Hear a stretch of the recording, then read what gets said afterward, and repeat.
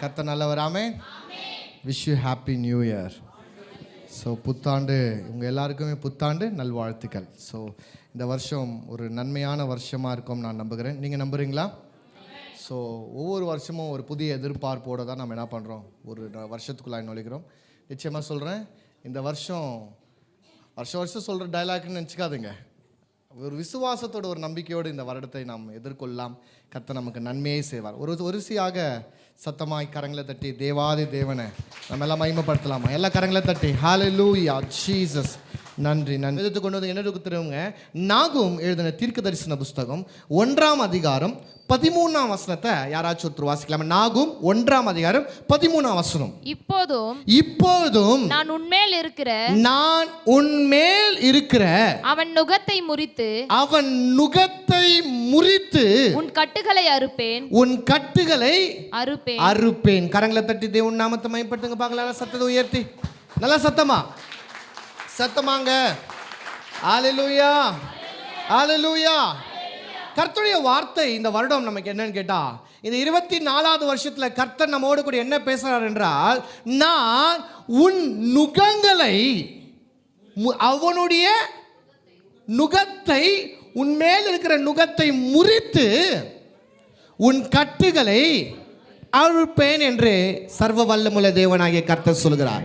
சொல்லுங்க, இந்த வருடம் என் மேல் இருக்கிற நுகங்களை அவர் உடைப்பார். நான் கட்டப்பட்டிருக்கிற என் சூழ்நிலையை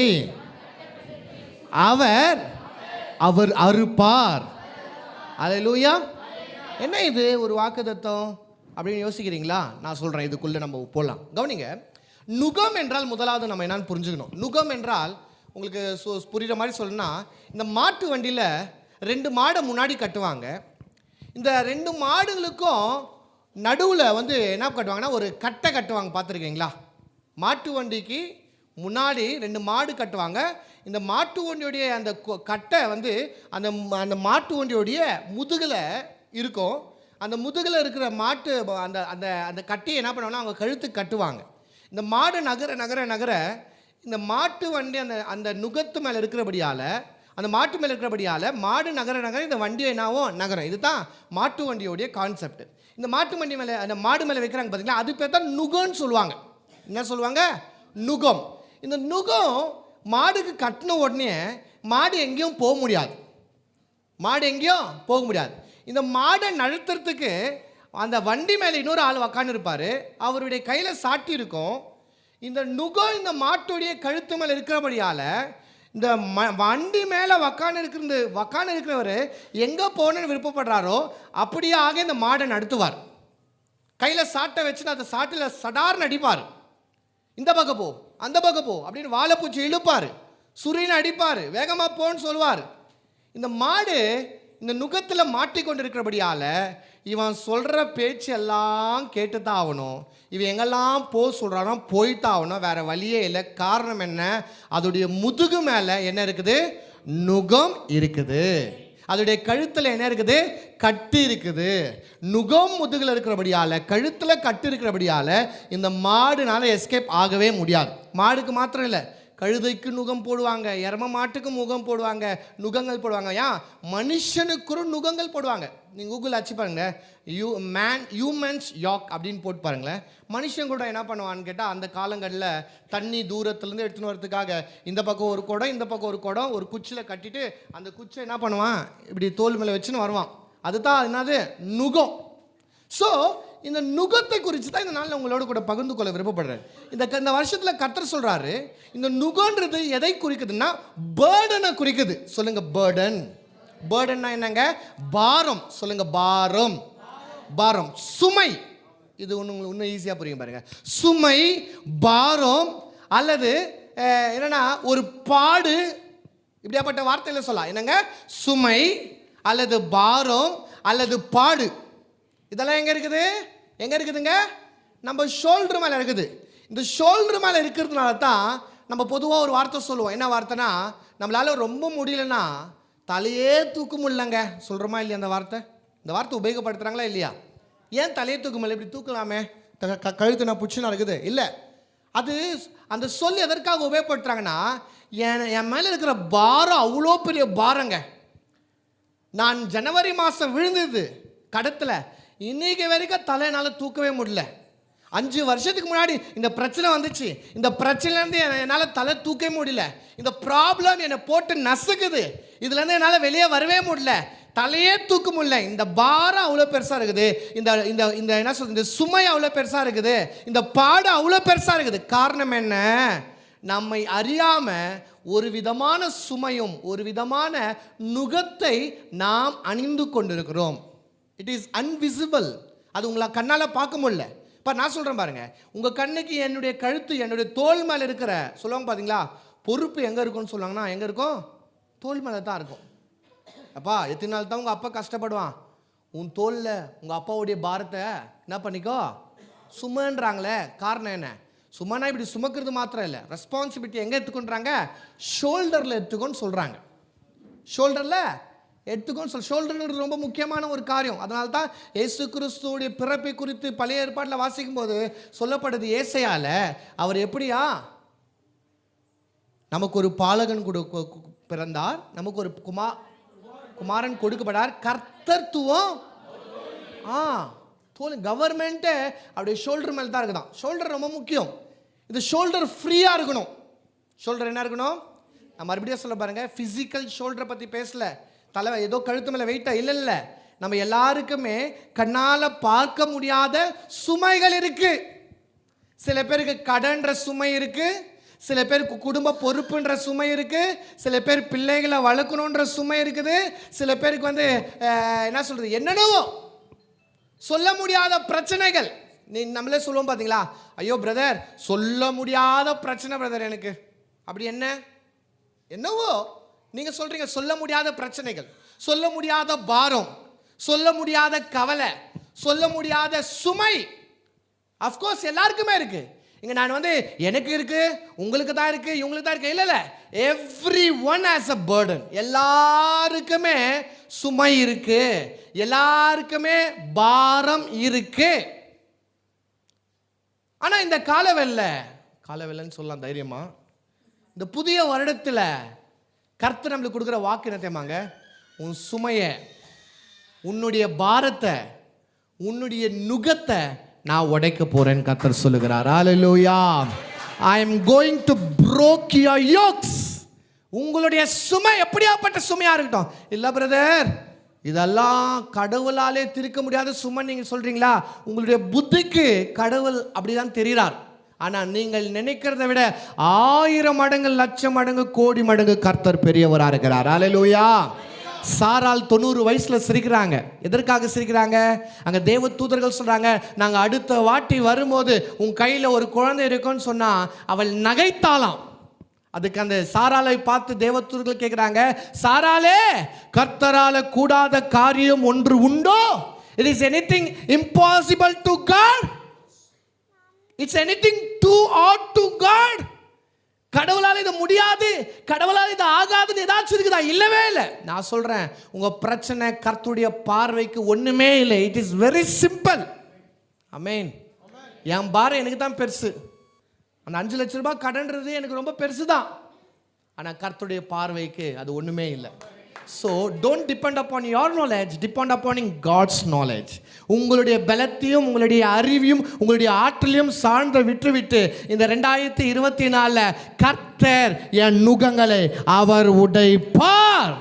சொல்லுங்க வாய்களை திறந்து, கர்த்தர் என் நுகங்களை, தோலை தட்டி சொல்லுங்க, நுகங்களை, என் மேல இருக்கிற பாரங்களை, எனக்கு இருக்கிற சுமைகளை, எனக்கு இருக்கிற வலிகளை, வியாதிகளை, கடன்களை, தரித்திரங்களை, போராட்டங்களை, கமிட்மெண்ட்டுகளை எல்லாவற்றையும் அவர் உடைப்பார். ஹல்லேலூயா. சோ கர்த்தர் கொடுக்கிற கிஃப்ட்லயே பெரிய கிஃப்ட் தெரியுமாங்க? என்ன கிஃப்ட் தெரியுமாங்க? Relax, rest. பக்கத்துல பார்த்து சொல்லுங்க, ரெஸ்ட். கையை கொடுத்து சொல்லுங்க, ரெஸ்ட். கர்த்தர் சொல்றாரு, நீ உன் சுமையை சுமக்காத. அவர் ஒரு நல்ல எஜமானன். மாடு மேலே சுமையை போட்டு அந்த மாட்டு வண்டி மேலே ஏறி உக்கான் ஏய் ட்ர் பதா அப்படின்னு சொல்கிறவர் இல்லை நம்ம கடவுள். கழுத்து மேலே இருக்கிற சுமையை ஒடிச்சிட்டு ஃப்ரீயாக விடு. பக்கத்தில் பார்த்து சொல்லுங்க, ஃப்ரீ ஆயிரு. ஆமாம், நான் சொல்கிறேன், ஃப்ரீயாக இருங்க. சும்மா அந்த கடன், ஐயோ எவ்வளோ கடன் இருக்குது தெரியுமா, எவ்வளோ பிரச்சனை இருக்குது தெரியுமா, என்னென்ன பண்ணணும் தெரியுமா, தெரியுறதே வேண்டாம். ஃப்ரீயாக விடு. பக்கத்தில் பார்த்து ஃப்ரீயாக விடு. எவ்வளோ பிரச்சனை இருக்கட்டும், எவ்வளோ கமிட்மெண்ட்ஸ்னா இருக்கட்டும், ஃப்ரீயாக விடு. அல்லேலூயா, அல்லேலூயா. எனக்கு அன்பான தேவனுடைய பிள்ளைங்களே, கர்த்தர் சொல்கிற காரியம் தீர்க்கதரிசனமாக நீங்கள் எடுத்துக்கொள்ளுங்க. கர்த்தர் இந்த வருஷம் நமக்கு சொல்லுகிறார், உன் நுகத்தை உடைப்பார் என்றால் அவர் என்ன பண்ணுறாரு, உன் பேர்டனை, உன் சுமையை அவர் எடுத்துக்கொள்கிறார். சுமையை கேன்சல் பண்ணிடுறார். ஏன் கேன்சல் பண்ணுறாருன்னா, சுமையோடு நீ இருக்காத, பாரத்தோடு இருக்காத. இன்னைக்கு நீங்கள் பாருங்கள், சேர் மேலே எவ்வளோ ரிலாக்ஸாக உட்காந்துருக்கிறீங்களே. உங்கள் தலைமையில் உங்கள் வீட்டு கட்டில் கீழே இருக்கிற அழுக்கு மூட்டை தூக்கி உங்கள் தலைமையில் வச்சா இவ்வளோ ஃப்ரீயாக உக்காருவீங்களா நீங்கள்? ஒரு பெரிய ஒரு 10 கேஜி ரைஸ் பேக் எடுத்து உங்கள் தலைமையில் வச்சுட்டு பிரசங்கத்தை கேளுங்க, தலைமையில் அரிசி மூட்டை வச்சுருந்தா இப்படியா கேட்டு இருப்பீங்க நீங்கள்? அப்படியே தலை ஆடிடும் பாருங்கள். சுமையோடு உக்காரது கஷ்டம், சுமையோடு நிற்கிறது கஷ்டம், சுமையோடு வேலை செய்கிறது கஷ்டம். ஆனால் நான் சொல்கிறேன், ஃபிசிக்கல் சுமையை விட நம்முடைய மனதில் நம்ம தூக்கி வச்சு சுமக்கிற சுமை ரொம்ப பெருசுங்க. இன்றைக்கி உங்கள் கண்ணுக்கு தெரியல, கண்ணுக்கு தெரியாததுனால அது ஒரு பெரிய பிரச்சனை தெரியல. ஆனால் கண்ணுக்கு தெரிஞ்சால் இன்றைக்கி ஒருத்தர் தலைமையில எவ்வளோ வெயிட் சுமந்து நிற்கிறீங்கன்னு தெரில, எவ்வளோ பாரம் சுமந்து கொண்டு இருக்கிறீங்கன்னு தெரியல. ஏன்னா அவ்வளோ பிரச்சனை. சில பேர் சொல்லணும்னா காலையில் 6 மணிக்கு எழுந்ததுலேருந்து நைட்டு 6 மணி வரைக்கும் பிரச்சனை. சில பேருக்கு அவ்வளோ பெரிய பாரம் சுமந்து கொண்டு இருக்கிறாங்க. இந்த அற்புதமான இந்த வருஷத்தில் கர்த்தர் சொல்றாரு, நீ சுமையோடு இருக்கிறது உண்மைதான், இட்ஸ் ட்ரூ. இல்லை அதை மழுப்ப கூடாது. நான் சுமையோடு இருக்கிறது உண்மைதான், அப்பு பிரதர் சுமையோடு இருக்கிறது உண்மைதான், இங்க இருக்கிற எல்லாருடைய தோல் மேல சுமை இருக்கிறது உண்மைதான். ஆனா இந்த வருஷத்துல இதுக்கப்புறம் நீ சுமையோட வாழாத. அந்த கமிட்மெண்ட் இருக்கிறது கரெக்ட் தான். பிள்ளையை வளர்க்கணும், ஓகே ஃபைன். அவங்களுக்கு ஃபீஸ் கட்டணும், ஓகே. வீடு கட்டணும், ஓகே. வண்டி வாங்கணும், ஓகே. இன்னும் அநேக காரியங்கள் சரி, ஓகே, எல்லாம் ஃபைன். அதை பாரமாக வைக்காத, அதை எங்களை ஒப்பு கொடுத்துடு. அதுதான் இயேசு சொல்றார், வருத்தப்பட்டு பாரம் சுமக்கிறவர்களே நீங்கள் எல்லோரும் என்னிடத்தில் வாருங்கள், நான் உங்களுக்கு இன்னும் அதிகமான பாரத்தை தருவேன். அப்படியா சொல்றாரு? ஆல்ரெடி தலைமையில மூட்டையோட வரியா, வா எந்த மூட்டை தூக்கு. கர்த்தர் சொல்றாரா? இல்லை. வருத்தப்பட்டு பாரம் சுமக்கிறவர்களே நீங்க எல்லாரும் என்னிடத்தில் வாருங்கள், நான் உங்களுக்கு ரெஸ்ட் தருகிறேன். இல்லையே பாருதல்னா rest, the greatest gift. Rest தான் என்னங்க கிரேட்டஸ்ட் கிஃப்ட். எதை பற்றியும் டென்ஷன் படாது, நடக்கிறதெல்லாம் நடக்கும். நீங்கள் ரொம்ப பதன்னு கவலைப்பட்டாலும், நீங்கள் ரொம்ப ஊஹாவோ அப்படின்னு கத்தி கூச்சல் பண்ணாலும், நீங்கள் சொல்கிற மாதிரி சூரியன் உதிக்காது, நீங்கள் சொல்கிற மாதிரி சூரியன் அஸ்தமிக்காது. அது வரும்போது தான் வரும். நீங்கள் எவ்வளோ பண்ணாலும் எதையும் மாற்ற முடியாது, உலகத்தை மாற்ற முடியாது, நடக்கிறது தான் நடக்கணும். அல்லேலூயா. அப்போ ஒன்று நாம் என்ன செய்யணும்னா கர்த்தர் கையில் ஒப்பு கொடுத்தணும். ஆண்டவரே, இதுக்கப்புறம் என் கமிட்மெண்ட் எல்லாம் என் கமிட்மெண்ட் அல்ல, உங்கள் கமிட்மெண்ட். இதுக்கப்புறம் என்னுடைய ரெஸ்பான்சிபிலிட்டியெல்லாம் என்னுடைய ரெஸ்பான்சிபிலிட்டி, உங்களுடைய ரெஸ்பான்சிபிலிட்டி. அதை தான் பண்ணுங்க. என்ன பண்ணோம் இப்போது? டெடிகேஷனாக என்ன? ஆண்டவரே, இது என் குழந்தை தான், ஆனால் இதுக்கப்புறம் இந்த குழந்தை என்னுடைய குழந்தை அல்ல, உமக்கு நாங்கள் சமர்ப்பிக்கிறோம். டெடிகேஷனாக என்ன அர்த்தம்? டெடிகேஷனாக என்னது? ஒப்பு கொடுக்கிறது, பிரதிஷ்டை பண்ணுறது, கடவுளுக்கு கொடுக்கிறது. வேதத்தில் வாசிக்கப்படுது. கர்த்தர் சொல்றாரு, நீங்கள் பிள்ளையை யாருக்காக? எனக்காக பெற்றீர்கள். யார் சொல்றது? கர்த்தர் சொல்றார். அப்ப நான் சொல்ற பாருங்க, கடவுள் உங்களுக்கு பிள்ளையை கொடுத்துறாரா? ஏன் கர்த்தர் கொடுக்குறாருன்னா கடவுளுக்காக தான் கர்த்தர் உங்களுக்கு பிள்ளையை கொடுத்துருக்கார். கர்த்தர் சொல்றார், எனக்காக நீங்க பிள்ளையை பெற்று இருக்கிறீர்கள். அப்போ உலகத்தில் பிறக்கிற எல்லா பிள்ளையும் யாருடைய பிள்ளை தான்? ஃபர்ஸ்ட் கடவுளுடைய பிள்ளை தான், அப்புறம் தான் நம்மளுடைய பிள்ளைங்க, உங்களுடைய பிள்ளைங்க. அவள் உலகத்துக்கு வரும்போது தான் அந்த பிள்ளை என்ன பிள்ளை, எப்படி இருக்கிற பிள்ளை, ஆனால் பொண்ணா எல்லாமே தெரியும். ஆனால் தாயின் கர்ப்பத்தில் இருக்கும் போதே அந்த பிள்ளையை அவர் சார்பாய் கர்த்தர் எடுத்துக்கொள்கிறார். அல்லேலூயா, அல்லேலூயா. எனக்கு அன்பான தேவனுடைய பிள்ளைகளே, அதனால எதை குறிச்சோ இந்த 24வது வருஷம் கவலைப்படாதீங்க. இந்த வருஷத்துல உங்க தோல் மேல இருக்கிற சுமைகளை கர்த்தர் உடைப்பார். உடைத்து உங்களுக்கு ரெஸ்ட் தர அவர் வல்லவரா இருக்கிறார். அல்லேலூயா. இரண்டாவது காரியம், அவர் உன் கட்டுகளை அறுப்பார். முதலாவது சுமையை பற்றி பார்த்தோம். ரெண்டாவது பாண்டேஜ், ஸ்லேவரி. அது ஸ்லேவரி. சில பேருடைய வாழ்க்கையில் பாருங்க, சாபம், பாவம், விட முடியாத பழக்க வழக்கங்கள், வாழ்வில் உயர முடியாதபடி சாபம், தலைமுறை சாபங்கள், குடும்ப சாபங்கள், விக்கிரக சாபங்கள், உங்கள் முன்னோர்கள் செய்த சாபங்கள், நீங்கள் செய்த பாவத்தினுடைய விளைவுகள், இவைகளெல்லாம் வாட்டி வதக்கி குடும்பத்தை நாசப்படுத்தின்னு இருக்கும். நாசம், நிம்மதியே இருக்காது. இதெல்லாம் என்ன சாபங்க? நிம்மதி இல்லாத காரணம் என்ன? சாபம். குடும்பத்தில் விருத்தி அடியாது. என்ன பண்ணாலும் அந்த வீட்டில் ஒரு சிரிப்பே இருக்காது. எப்பவுமே இருளடைஞ்ச வீடாக. காரணம் என்ன? சாபம். இது என்னங்க? It is a bondage. அது ஒரு கட்டு. ஆனால் கர்த்தர் என்ன தான் விரும்புகிறாரு? நீங்கள் கட்டோடு இருக்கிறது அவர் விருப்பமே இல்லை. யோசிச்சு பாருங்களேன். உங்கள் ஃபஸ்ட்டு சொன்ன மாதிரி உங்கள் தலைமையில் சும்மா வச்சுருந்தா நீங்கள் ஃப்ரீயாக உட்காருவீங்களா? உட்கார மாட்டீங்க. உங்கள் கையும் காலும் கட்டி போட்டு, செயின் அப்படியே கட்டி அந்த மூலையில் லாக் பண்ணிட்டு இருந்தேன்னா எங்கேயும் போகக்கூடாது, எங்கேயும் வரக்கூடாது, நீங்கள் ஃப்ரீயாக எந்த வேலையும் செய்யக்கூடாது, சாப்பிட முடியல, நடக்க முடியல, நிற்க முடியல, கட்டப்பட்ட நிலைமை. அது நல்லா இருக்கும்னு நினைக்கிறீங்களா நீங்கள்? இல்லை. இன்னைக்கு அநேக பேர் அப்படி தான் கட்டி போட்டுருக்கிறீங்க. உங்கள் பணத்தை உங்களால் ஆள முடியல. காரணம் என்ன? நீங்கள் கட்டப்பட்ட நிலைமையில் இருக்கிறீங்க. உங்கள் பிள்ளைகளை நீங்கள் ஆள முடியல. காரணம் என்ன? நீங்கள் கட்டப்பட்ட நிலைமையில் இருக்கிறீங்க. உங்கள் பாவத்தை உங்களால் விட முடியல. காரணம் என்ன? நீங்கள் கட்டப்பட்ட நிலைமையில் இருக்கிறீங்க. இன்னும் குடும்பத்தில் இருக்கிற தரித்திரம் போல. காரணம் என்ன? நீங்கள் கட்டப்பட்ட நிலைமையில் இருக்கிறீங்க. It is all bondage, bondage, bondage, bondage. கர்த்தருடைய வசனம் சொல்கிறது, உன்னுடைய கட்டுகளை நான், இங்க கவனிங்க, நான் என்ன பண்ண? அறுப்பேன் கர்த்தர் சொல்கிறார். சொல்லுங்க எல்லாருமே, என்னுடைய கட்டுகளை, சாப கட்டுகளை, பாவ கட்டுகளை, தரித்திரம் என்கிற கட்டுகளை, பிரச்சனை என்கிற கட்டுகளை, போராட்டம் என்கிற கட்டுகளை கர்த்தர் அறுப்பார். அல்லேலூயா. ஏன் தெரியுமா அறுக்கிறார்? To be free. நான் ஃப்ரீயாக இருக்கும்படியாய். எதுக்குமே நம்ம அடிமையாகக்கூடாதுங்க. கையில் வச்சுருக்கிற செல்ஃபோனுக்கு நம்ம அடிமையாகக்கூடாது. உங்கள் கணவனுக்கு நீங்கள் அடிமை இல்லை, உங்கள் மனைவிக்கு நீங்கள் அடிமை இல்லை.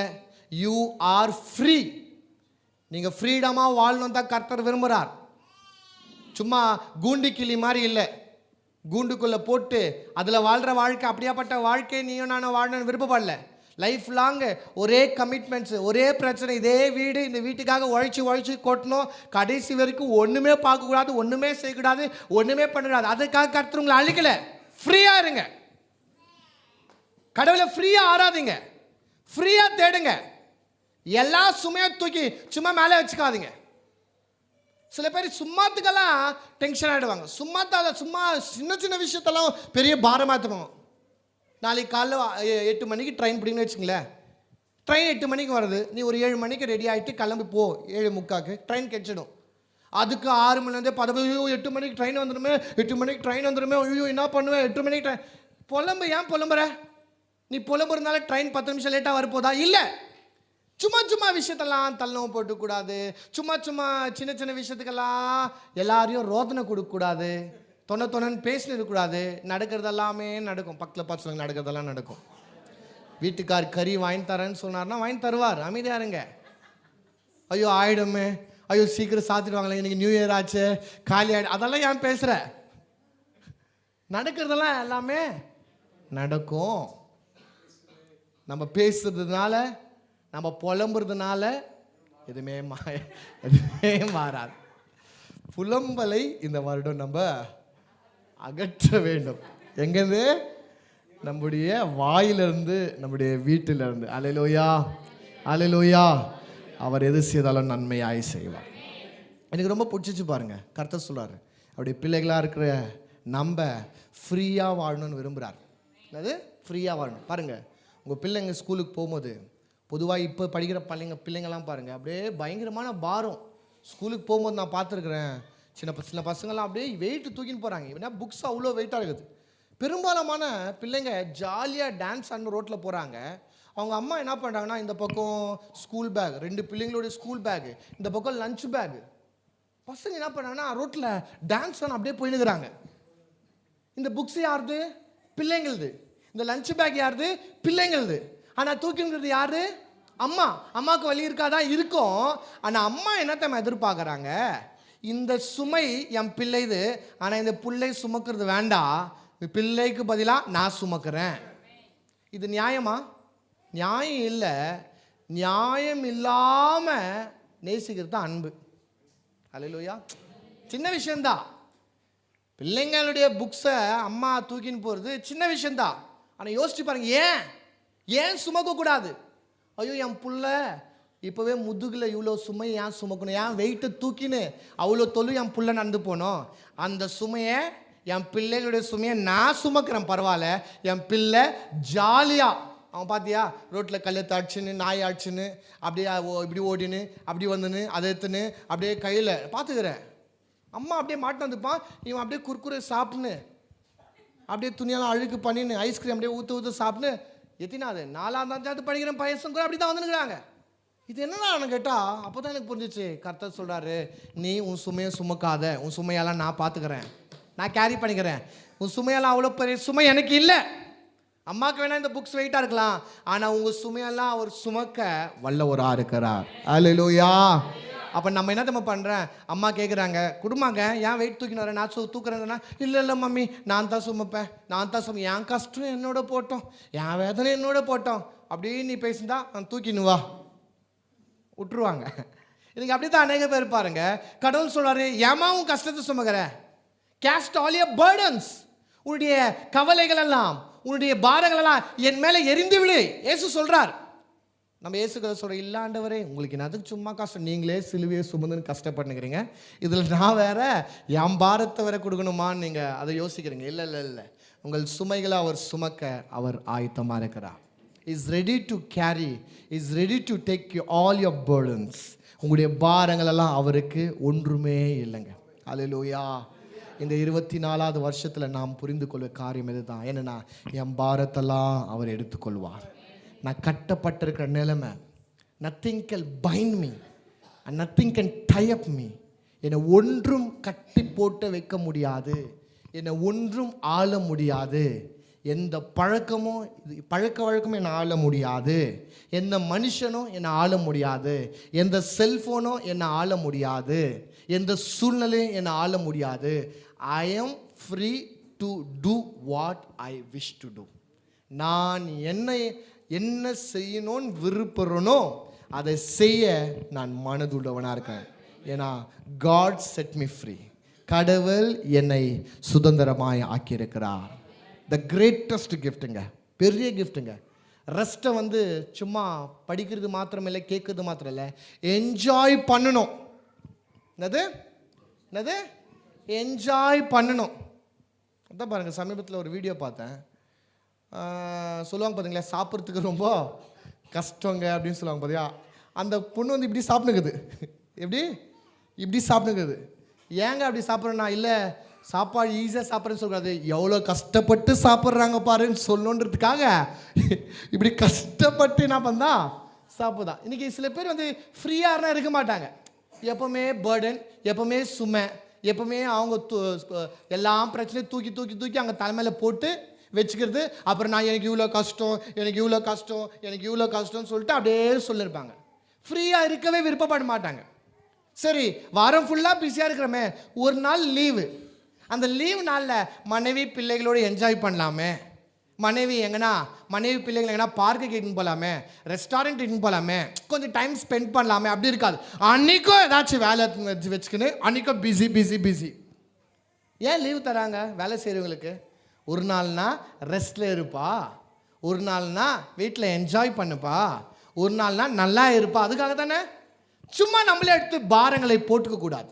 இன்றைக்கி பெரும்பாலான பாரங்கள் நம்ம சுமக்கிறது விதமாங்க தேவையில்லாத பாரம் தான். யோசிச்சு பாருங்களேன். பாரங்குது நீங்க சொல்றீங்களே, என்ன பாரம் யோசிச்சு பாருங்களேன். எல்லாம் கொத்தமல்லி கரைப்பில் பாரம் தான், சில்லற பாரம், தேவையில்லாத பாரம். பக்கத்து வீட்டுக்காரனுக்காக நான் சைன் போட்டேன் பிரதர், இவ்வளோ கடத்துக்கு ஷூரிட்டி போட்டதுனால என்னை வந்து பிடிச்சிக்கணும், தேவையில்லாத பாரம். அவங்களுக்கு நான் கேரண்டி இருந்தேன், அவங்க என்ன பிடிச்சிக்கினாங்க, தேவையில்லாத பாரம். சொந்தக்காரங்களுக்காக நான் முன்ன நின்றேன், அதனால என்ன என் மேலே வந்துச்சு பழி, தேவையில்லாத பாரம். தேவையில்லாத விஷயங்கள் எல்லாம் இந்த வருடத்தில் இன்வால்வ் ஆகாதுங்க. பிரயோஜனமான காரியங்களை செய்யுங்க. உங்கள் பாரங்கள் எல்லாம் கர்த்தர் எடுத்து போட அவர் வல்லவராக இருக்கார். அல்லேலூயா. சத்தமாக சொல்லுங்க அல்லேலூயா. இந்த வருடத்தில் கர்த்தர் உங்கள் நுகங்களெல்லாம் முறித்து, உங்கள் கட்டுகளெல்லாம் அவிர்த்து, உங்களெல்லாம் கர்த்தர் இலைப்பார செய்ய வல்லவராக இருக்கிறார். நீங்கள் எதிர்பார்த்து கொண்டிருக்கிற முடிப்பு, நீங்கள் எதிர்பார்த்து கொண்டிருக்கிற ரெஸ்ட்டு, இதெல்லாம் எப்போ தான் ஓயோன்னு தெரில. ஒரு நல்ல ஹாலிடே போகலான்னு நினைக்கிறேன், இதெல்லாம் எப்போ தான் முடியும்னு தெரில. ஒரு நல்ல ரெஸ்ட் எடுக்கலான்னு தெரில. பெரும்பாலான சில பேருடைய ஆசை தாங்க, பிரதர் எனக்கு ஒரு நாள் ஃபுல்லாக நல்லா தூங்குனா எவ்வளோ நல்லா இருக்கும், நல்லா தூக்கம் ஒரு நாள் வரமா ஆசையாக இருக்குது. பிரதர் எங்கள் வீட்டுக்காரர் அந்த ஊருக்கு என்னை இட்டுன்னு போவாரான்னு சொல்லி ஆசையாக இருக்குது. ரொம்ப பெரிய எதிர்பார்ப்பு இல்லை, சின்ன எதிர்பார்ப்பு தான். அந்த சின்ன எதிர்பார்ப்பு கூட தீர்க்க முடியாத சூழ்நிலையில், தீர்க்க முடியாத ஒரு நிலையில் இருக்கிறதா நம்ம இருக்கிறோம். அது நல்லா புரிஞ்சுக்கங்க. அப்படியாப்பட்ட பாரத்தில் நம்ம வாழ்ந்து கொண்டு இருக்கிறோம். உங்கள் பாரங்களெல்லாம் எடுத்து போடுங்க. இயேசு சுமக்க வல்லவராக்கார்.